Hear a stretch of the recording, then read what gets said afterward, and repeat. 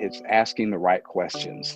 For Bible readers, of course, we're familiar where after Jesus died on the cross, that there was the ripping of the veil in the temple, basically indicating barriers being broken.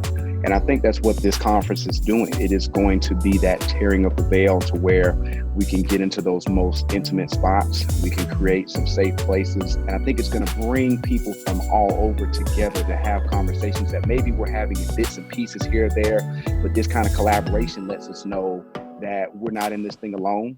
So I think this is going to be a significant gathering where we can, again, come together, have some conversation. And I think that is going to generate the right questions. And those right questions are going to lead us to dig deeper into ourselves and help us to better connect with each other.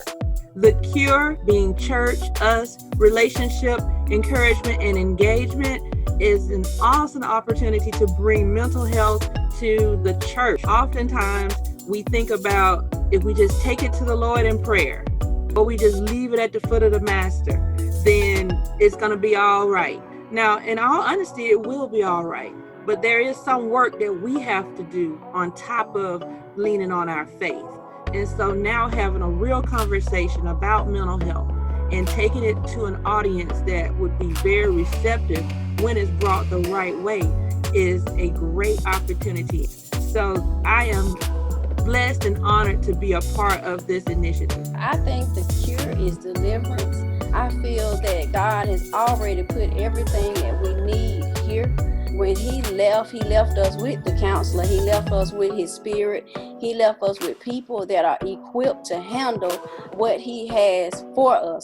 So in saying that, we've got to be able to accept the help that he's already given. Everybody is looking for the answer, but the answer is here in the people that he has in position to give you what you need.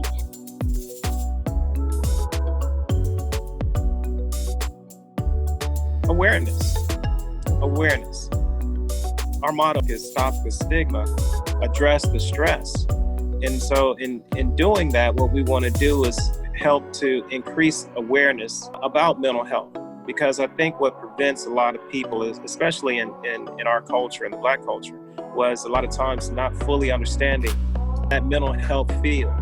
Because there are certain things within our culture and just how we raise our kids, how we interacted with our family, from the, what's said in this house stays in this house, to those so-called generational curses where certain things were done and just not talked about.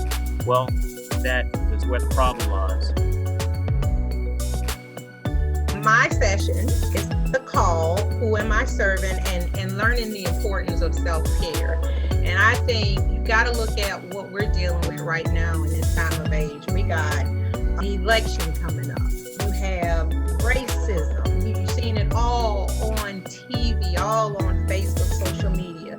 We have the COVID, all this social distancing, not able to see our loved ones. And with all of that, I want to talk about what's called secondary trauma, because that's what a lot of us are dealing with. And how do we, not just the church, but even as clinicians, take care of ourselves and not let so much of that impact us, because it does.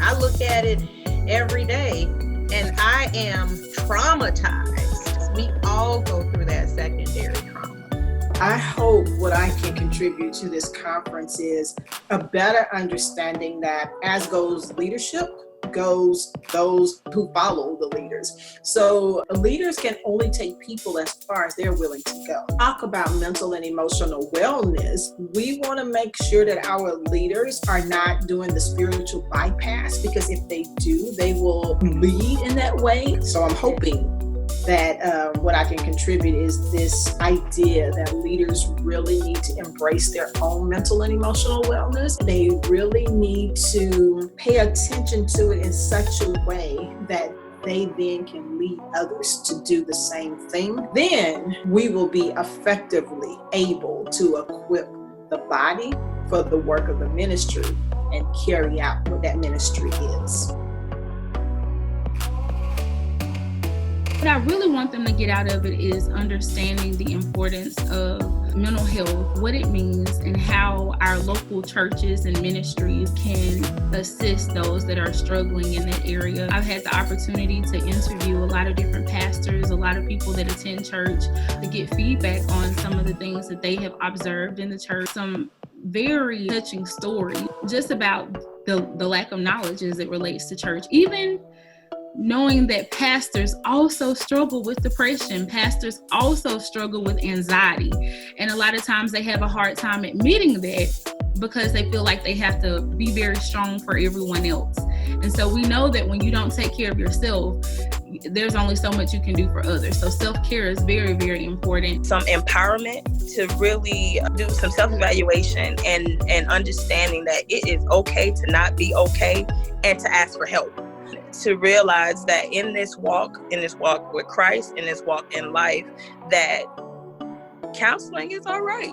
And God is a wonderful counselor. So why wouldn't counseling be okay? So I want them to feel okay and empowered to kind of take a stance in their own life and be self-advocates to be the best version of themselves. I hope people begin to start asking questions and start examining themselves, and to see that, that everything that we encounter, everything is not necessarily because of our sins. Jesus told us that we're going to suffer. And so I want people to walk away and say, I'm struggling with something mentally, that I can go reach out and talk to someone and be able to share how I feel, whether it be my pastor, whether it be a clinical counselor, whether it be someone else in my church. I can get more than just prayer. Prayer is good, but I got to do something when I finish with that prayer.